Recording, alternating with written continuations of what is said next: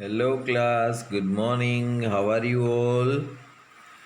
Today we are starting with our lesson number 2, microorganisms, friend and foe.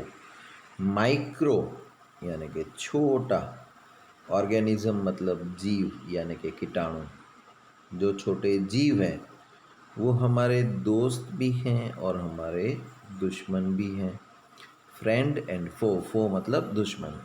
So micro organism छोटे छोटे कीटाणु जो है वो हमारे दोस्त भी हैं और हमारे दुश्मन भी है। कैसे? You have seen several kinds of plants and animals. However, there are other living organisms around us which we normally cannot see. These are called microorganisms or microbes. For example, you might have observed during the rainy season, moist bread gets spoiled and its surface gets covered with the grayish white patches.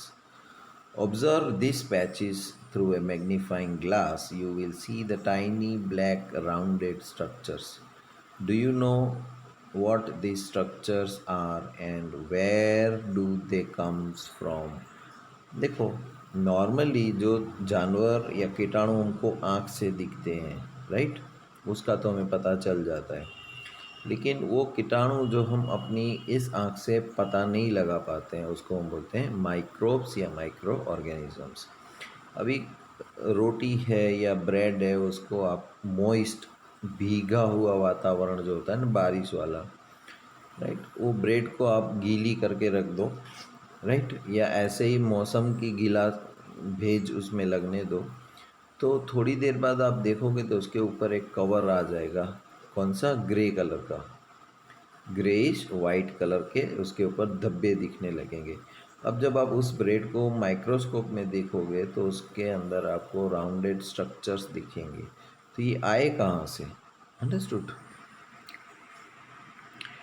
Micro organisms को देखने की दो तीन activity है। Collect some moist soil from the field in a beaker. गीला हुआ मिट्टी soil लो और एक बीकर जो पानी होता है उसमें उस सॉइल को डाल दो। Allow the soil particles have settle down. Observe the drop of water from the beaker under the microscope. थोड़ी देर बाद उस सैंड पार्टिकल्स को बैठ जाने दो नीचे पानी में। ऊपर के पानी का एक ड्रॉप लो और उसको माइक्रोस्कोप में देखो तो छोटे छोटे कीटाणु तुमको दिखने लगेंगे। ठीक है। Take a few drops of water from a pond. अपने घर के आजू बाजू में कहीं पर तालाब हो तो उसमें से पानी भर के उसको भी माइक्रोस्कोप में देखो। Spread on a glass slide. Glass slide जो माइक्रोस्कोप में हम देखते हैं ना उसको बोलते हैं। और उसके ऊपर एक दो ड्रॉप रख के देखो आप क्या दिखता है। Do you find the organisms moving around? उस पानी के ड्रॉप में तुम्हें बहुत से छोटे छोटे कीटाणु यहाँ से वहाँ भागते हुए नजर आएंगे। तो ये आए कहाँ से?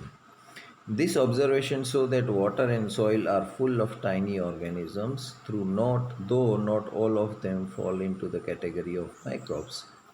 These microorganisms or microbes are so small in size that they cannot be seen with the naked eye. Some of these, such as the fungus that grows on the bread, can be seen with the magnifying glass.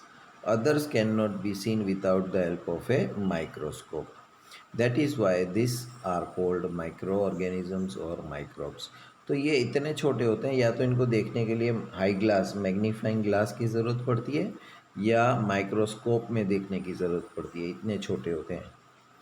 Micro organisms are classified into 4 major groups. तो अब ये micro organisms जो है उसको हम 4 अलग अलग groups में डिवाइड कर सकते हैं। कौन कौन से? These are called the bacteria, fungi, protozoa and algae. कौन से? Bacteria, fungi, protozoa and algae। ये 4 माइक्रो ऑर्गेनिजम्स के ग्रुप्स हैं। Some of this common micro organisms are shown in figure 2.1 से 2.4 तक। Viruses are also microscopic but are different from other micro organism. अभी कौन सा वायरस चल रहा है? कोरोना वायरस चल रहा है ना। तो वायरस भी एक माइक्रोस्कोपिक है, बट ये माइक्रो ऑर्गेनिज्म से अलग है। कैसे अलग है? However, they reproduce only inside the cells of the host organisms. अभी देखो, आपके घर के बाहर मोहल्ले में कुत्ते होंगे, है ना, या आपके घर के पास पेड़ है तो उसके ऊपर एक कबूतर एक कबूतरी होगी, फिर वो अंडा देंगे तो उसमें से नया कबूतर आएगा, है ना। वायरस जो होते हैं वो बाहर कहीं होंगे एटमॉस्फेयर में, तो वो रिप्रोड्यूस नहीं कर सकते। वो जब किसी इंसान की बॉडी में या जानवर की बॉडी में एंटर हो जाएंगे तभी वो उनकी लाइफ शुरू होगी, फिर एक में से दो, दो में से चार, ऐसे फैलते जाएंगे, बढ़ते जाएंगे उनकी colony. Cells of the host organisms, which may be a bacterium, plant or animal. Some of these viruses are shown in figure. Common ailments like cold, flu and most coughs are caused by the virus. तो कभी हमें खांसी आ जाती है सर्दी हो जाती है, राइट, हल्का सा बुखार आ जाता है, तो ये सब नॉर्मल वायरस की वजह से हो जाता है। Serious disease like polio and chicken pox, वो सीरियस डिसीज़ है, ये भी वायरस से ही होती है। Disease like dysentery and malaria are caused by the protozoa. तो प्रोटोजोआ से हमसे कौन सी बीमारी होती है? डिसेंट्री एंड मलेरिया होती है। Whereas typhoid and tuberculosis, ये दो बीमारियों का नाम है। टाइफॉइड एक बुखार जैसा ही आता है जो हमारे डाइजेशन को ख़राब कर देता है। ट्यूबरक्लोसिस टीबी उसका शॉर्ट फॉर्म है। आर बैक्टीरिया, ये बैक्टीरिया की वजह से होती है हमें। You have learned about some of this micro organisms in class 6 and class 7। ये आपने 6th और 7th में पढ़ा तो होगा थोड़ा सा इनके बारे में। तो ये दो फोटोग्राफ हैं वो बैक्टीरिया के हैं, ठीक है। ये अमीबा, ये पैरामोसियम इंस्पायरोगायरा, ये क्लेमोमाइनस, ब्रेड मोल्ड है, पेनिसिलिन है, एस्फेरिगस है। तो ये सब एग्जाम्पल्स हैं, ठीक है, छोटे छोटे वायरसेस के। Where do micro organisms live, ये माइक्रो ऑर्गेनिजम्स रहते कहाँ पर हैं? Micro organisms may be single celled like bacteria. Micro organism जो होता है उसके अंदर सिर्फ एक सेल होता है, उसके लिए हम उसको बोलते हैं सिंगल सेल्ड। कैसे? आल्गे और प्रोटोजोआ, या तो एक से ज़्यादा सेल मल्टी सेल्यूलर होंगे such as algae and fungi, right. तो कुछ एक तरह के आल्गे आते हैं जो मल्टी सेल्यूलर होते हैं और फंगस वो भी मल्टी सेल्यूलर है। They live in all type of environment, वो हर इन्वायरमेंट में रह सकते हैं। कौन से? Ranging from ice cold climate, बर्फ़ जैसी ठंडी होती है उसमें भी वो रह जाते हैं, एंड हॉट स्प्रिंग्स, स्किन जला देने वाली गर्मी वाले एटमॉस्फेयर में भी रह सकते हैं। समुंदर में भी रह सकते हैं और रेगिस्तान में भी रह सकते हैं। They are also found inside the bodies of animals including humans, वो हम इंसानों की बॉडी में भी पाए जाते हैं। Some microorganisms grow on other organisms while others exist freely. कुछ माइक्रो ऑर्गेनिज्म किसी और ऑर्गेनिज्म के बॉडी के ऊपर डेवलप होते हैं और कुछ फ्रीली हवा में घूमते रहते हैं। माइक्रो ऑर्गेनिजम्स एंड अस, यानी कि we. Micro organism play an important role in our lives. Some of them are beneficial in many ways, whereas some others are harmful and cause disease. Let us study about them in detail. अब micro organisms जो है वो कुछ micro organisms ऐसे होते हैं जिसकी वजह से हमें फ़ायदा होता है और कुछ माइक्रो ऑर्गेनिजम्स ऐसे होते हैं जिसकी वजह से हम बीमार पड़ जाते हैं। तो देखते हैं डिटेल में कौन हमारे दोस्त हैं और कौन हमारे दुश्मन हैं। Friendly micro organisms.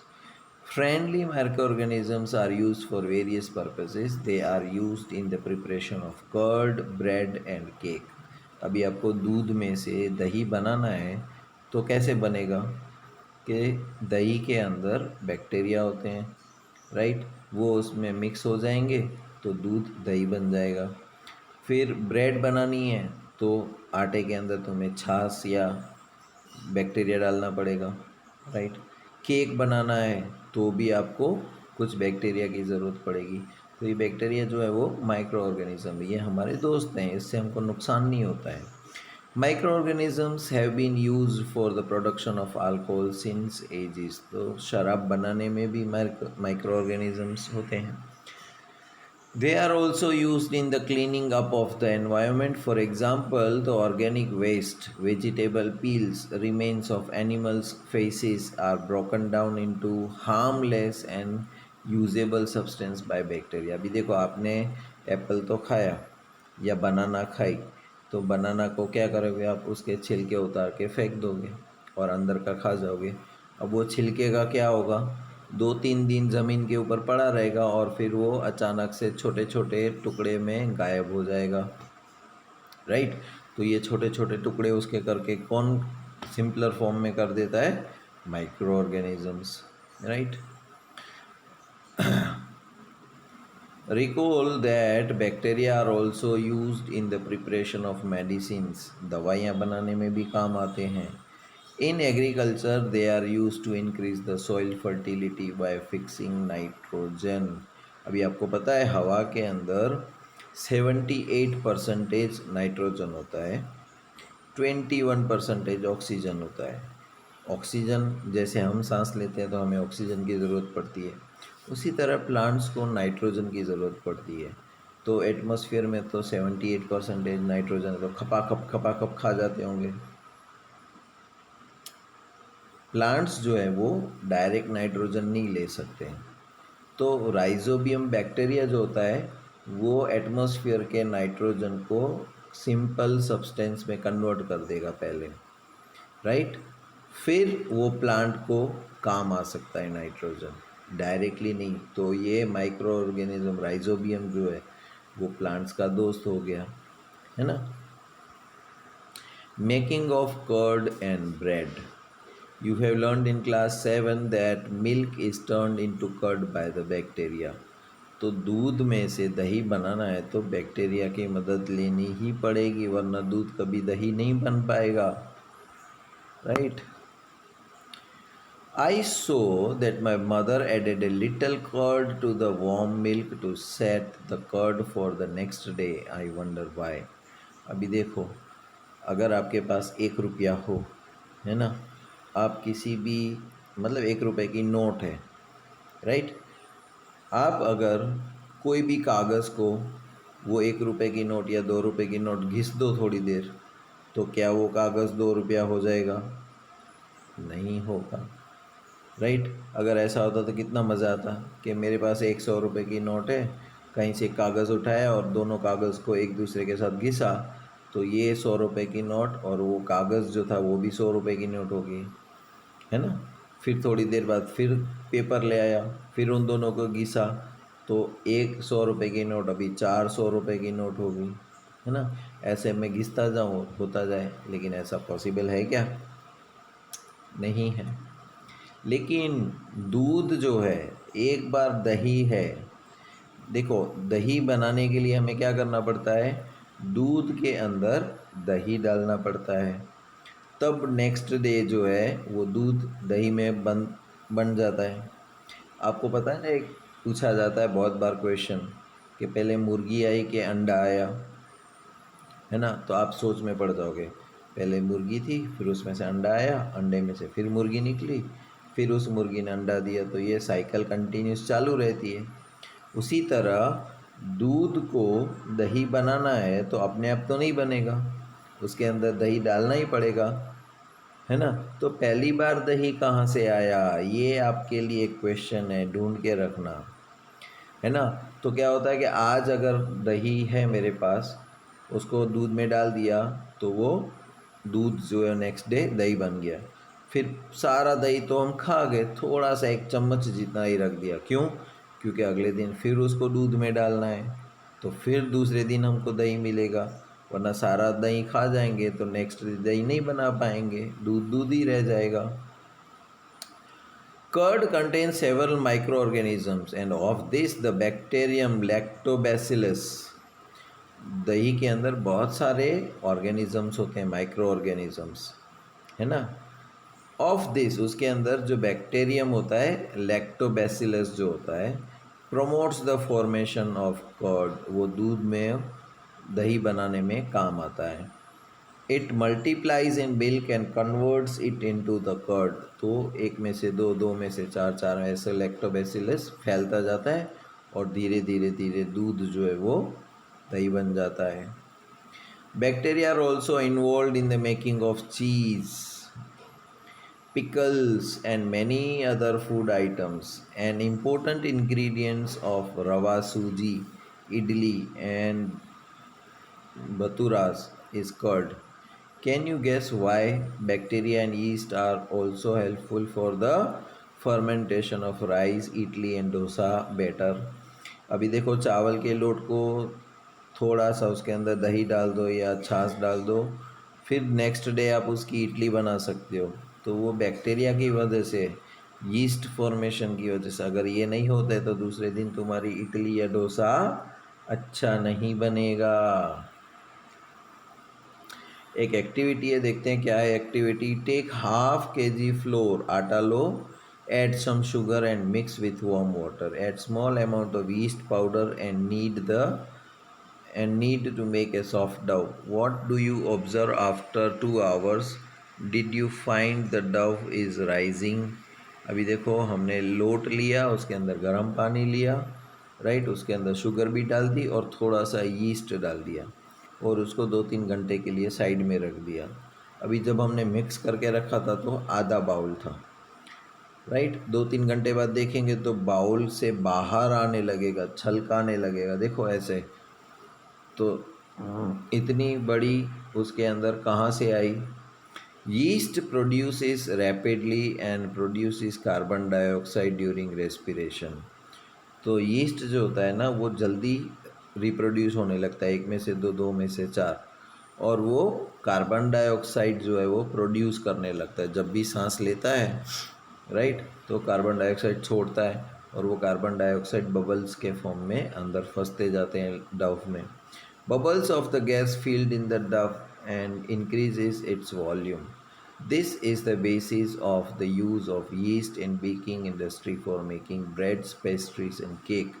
तो जब भी आप केक खा रहे हो या ब्रेड खा रहे हो तो याद रखना उसके अंदर यीस्ट माइक्रो ऑर्गेनिज्म जो होता है आप उसको भी खा रहे हो, उसी की वजह से तो उसके अंदर फुल्लापन आता है, वरना लोट जो होता है ना वो ऐसे फैलता नहीं है, स्पॉन्जी नहीं बनता है, सॉफ्ट नहीं बनता। Commercial use of micro organisms, तो माइक्रो ऑर्गेनिजम्स का ये तो हमारा होम रेमेडी, घर में यूज़ करने का काम था। अब इंडस्ट्री में कैसे काम आता है उसको हम बोलते हैं commercial use of micro organism. Microorganisms are used for the large scale production of alcohol, wine and acetic acid vinegar. ये माइक्रो ऑर्गेनिज्म जो है वो दारू, शराब, वाइन बनाने में काम आता है। Yeast is use for commercial production of alcohol and wine, इसमें यीस्ट यूज़ होता है। For this purpose yeast is grown on natural sugars present in the grains like barley, wheat, rice, crust fruit juice etcetera. ये सारी चीज़ों के ऊपर क्या होता है, नेचुरल शुगर होती है, राइट। और फिर यीस्ट की मदद से उसको कन्वर्ट किया जाता है अल्कोहल में। एक्टिविटी 2.4 क्या है? Take a 500 ml beaker filled up to 3/4। एक 500 ml का बीकर लो, उसको और पौना 75% जितना उसको भर के रख दो और उसके अंदर डिज़ोल्व करो 2-3 टेबल स्पून्स ऑफ शुगर, उसके अंदर 2-3 चम्मच शुगर के डाल दो। Add half a spoon of yeast powder, फिर उसके अंदर ईस्ट पाउडर डाल दो। Keep it covered in warm place for 4 to 5 hours। Now smell the solution, can you get the smell? उसको 4-5 घंटे के लिए ढक के रख दो और फिर उसको आप सूंघोगे तो उसमें से बदबू आने लगेगी। This is the smell of alcohol, ये शराब की बदबू है। As sugar has been converted into alcohol by yeast. This process of conversion of sugar into alcohol is known as fermentation. तो शुगर को अल्कोहल में कन्वर्ट करना है तो यीस्ट की मदद से उसको करेंगे, इसीलिए उसका नाम होता है fermentation. Louis Pasteur discovered fermentation in 1857। तो ये एक एक्स्ट्रा जानकारी है, किसने ढूंढा था? लुइस पास्चर ने निकाला था फर्मेंटेशन होता है ऐसा। कब निकाला था? ये डिस्कवरी की थी उसने 1857 में, जब भारत के राजा महाराजा ब्रिटिश सरकार से आज़ाद होने की लड़ाई तैयारी कर रहे थे 1857। Medicinal use of micro organisms. अब माइक्रो ऑर्गेनिज़म्स जो है वो दवाइयों के रूप में भी हमको काम आते हैं। कैसे? Whenever you fall ill the doctor may give you some antibiotic tablets, capsules or injections such as penicillin. The source of this medicine is microorganism. तो जब भी हम एंटीबायोटिक दवा लेते हैं, इंजेक्शन लेते हैं, कैप्सूल लेते हैं, तो उसके अंदर ये माइक्रो ऑर्गेनिजम्स होते हैं। दिस मेडिसिन किल्स और stops the growth of the disease causing micro organism. अभी हमारी बॉडी के अंदर जो कीटाणु घुस गए हैं जिसकी वजह से हम बीमार पड़े हैं, तो उनका फैलना बढ़ना रोकना पड़ेगा हमें। तो हम ये एंटीबायोटिक टैबलेट्स लेंगे, तब वो क्या करेंगे? उसके ऊपर हमला करेंगे और उसको बढ़ने से रोकेंगे। This days a number of antibiotics are being produce from bacteria and fungi. Streptomycin, tetracycline and erythromycin are some of the examples. ये सारे एग्जाम्पल हैं एंटीबायोटिक्स के, which are made from fungi and bacteria. The antibiotics are manufactured by growing specific microorganisms and are used to cure the variety of diseases. अभी जब हम बीमार पड़ते हैं तो क्यों पड़ते हैं? कि किसी माइक्रो ऑर्गेनिज़म हमारी बॉडी में घुस गया होता है जो हमको बीमार कर देता है। तो उसको मारने के लिए हम दूसरे कीटाणु भेजेंगे अपनी बॉडी में, तो वो उसको मार डालेंगे, है ना। लेकिन ये कीटाणु ऐसे होते हैं कि जो हमारी बॉडी को नुकसान नहीं पहुंचाते। हाँ, हमारी बॉडी को नुकसान पहुंचाने वाले जो कीटाणु होते हैं ये सिर्फ उसी को मारते हैं, इसीलिए इसका नाम है antibiotics. Antibiotics are even mixed with the feed of life stocks and poultry to check microbial infections in animals. Antibiotic जो है वो खाने में मिक्स करके जानवरों को भी दे दिया जाता है। क्यों? क्योंकि जब वो एंटीबायोटिक उनके पेट में जाएगा खाने के साथ में, राइट, तो उसको वो बीमार पड़ने से बचाएगा। अब देखो यहाँ पर बात आ रही है वैक्सीन की। वैक्सीन हमारे लिए कितना ज़रूरी है आज की तारीख में, है ना। तो ये वैक्सीन है क्या एक्चुअली में? When a disease carrying microbes enters our body, जो बीमारी फैलाने वाले कीटाणु हमारी बॉडी में एंटर करते हैं, द बॉडी प्रोड्यूसेस एंटीबॉडीज़। तो भगवान ने हमारी बॉडी की सिस्टम को ही ऐसा बनाया है कि जब भी कोई नया, देखो तुम्हारे घर में कोई अनजान आदमी घुस जाएगा तो आप क्या करोगे? उसको बाहर भगाओगे, है कि नहीं।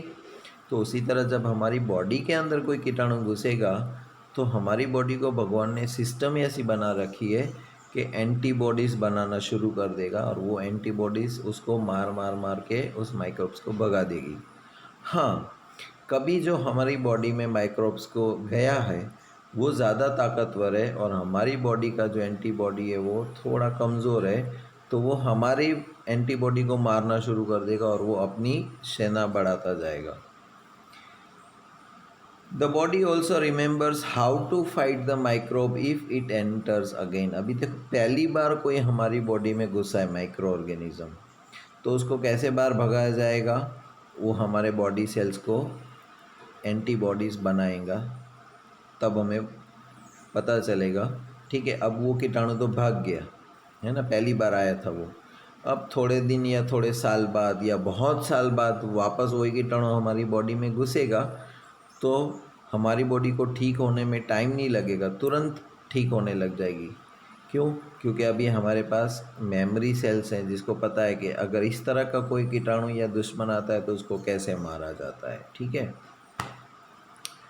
If dead or weakened microbes are introduced into a healthy body, या तो कमज़ोर या डेड मरे हुए कीटाणु हमारी बॉडी में डाले जाते हैं, the body fights and kills the invading bacteria. तो हमारी बॉडी खुद उसके साथ लड़ना शुरू कर देगी, right, by producing antibodies. The antibodies remain in the body and we are protected from the disease causing microbes forever. अभी क्या होता है कि एक ही बार कोई दुश्मन हमारी बॉडी में घुसता है तो हमारी बॉडी उसको ज़िंदगी भर के लिए याद रखती है कि ये जब भी आएगा तो इसको 2 घूंसे मारेंगे तो ये भाग जाएगा, ये जब भी आएगा तो इसको एक घूंसा और एक लात मारनी पड़ेगी तो भाग जाएगा, अगर ये कीटाणु आया तो इसको 10 लात मारोगे तो वो भाग जाएगा। तो कितने भी साल बाद वो हमारी बॉडी के ऊपर हमला करेगा तो हमारी बॉडी को याद रहता है कि इसको कैसे बाहर भगाया जाता है। This is how a vaccine works. तो ये वैक्सीन ऐसे काम करती है हमारी बॉडी के ऊपर। Several diseases including cholera, tuberculosis, smallpox and hepatitis can be prevented by vaccination। तो ये अभी तो हमको बीमारी हुई भी नहीं है ना, उससे पहले ही वो इंजेक्शन दे दिया जाता है, हमको वैक्सीन दे दी जाती है छोटे बच्चे को। तो क्या होता है कि वैक्सीन के अंदर ऑलरेडी वो कीटाणु होते हैं लेकिन वो डेड होते हैं या तो बड़े कमज़ोर से होते हैं, तो हमारी बॉडी को याद रह जाता है कि इसको कैसे भगाया जा सकता है, राइट। फिर कभी भी फ्यूचर में अगर कोई वो कीटाणु आया तो उसको फैलने से पहले उसको मार के बाहर भगा देगी, ठीक है। In your childhood you must have been given injections to protect yourself against several diseases. तो ऐसा एक नहीं, ऐसे बहुत से इंजेक्शन्स आपको लगे होंगे, ठीक है ना। आप अपने पेरेंट्स को पूछ सकते हो कि जब मैं छोटा था तब मेरे को कौन कौन से इंजेक्शन्स लगे थे। It is essential to protect all the children against this disease. Necessary vaccines are available in nearby hospitals. You might have seen the advertisement of TV and newspaper regarding the protection of children against polio under the Pulse Polio program। आपने TV में कई बार देखा होगा 2 बूंद ज़िंदगी की, है ना। पल्स पोलियो भगाना है तो 2 ड्रॉप्स पिलाए जाते हैं छोटे बच्चों को, तो उसको पोलियो के कीटाणु कभी नहीं लगते। Polio drops given to the children are actually a vaccine. वो एक तरह का वैक्सीन ही है। A worldwide campaign against smallpox has finally led to its eradication from most parts of the world. तो स्मॉल पॉक्स के ख़िलाफ़ भी हमने वैक्सीन का एक प्रोग्राम चलाया हुआ था पूरी दुनिया ने। अब ज़्यादातर पूरी दुनिया से वो गायब हो चुका है। These days vaccines are made on large scale from microorganisms to protect humans and other animals from several diseases। तो ये कीटाणु भी है ना, जो हमको बीमारियों से लड़ने में मदद करते हैं। तो ऐसे कीटाणुओं को भी इस्तेमाल किया जाता है वैक्सीन बनाने में। Increasing soil fertility. हमारा जो सॉइल है, मिट्टी जो है, वो अच्छी पैदावार कैसे दे, उसमें भी हम माइक्रोब्स का यूज़ कर सकते हैं, राइट। ये हम हमारे अगले क्लास में देखेंगे। आज यहीं पर स्टॉप करते हैं, तब तक के लिए goodbye and take care.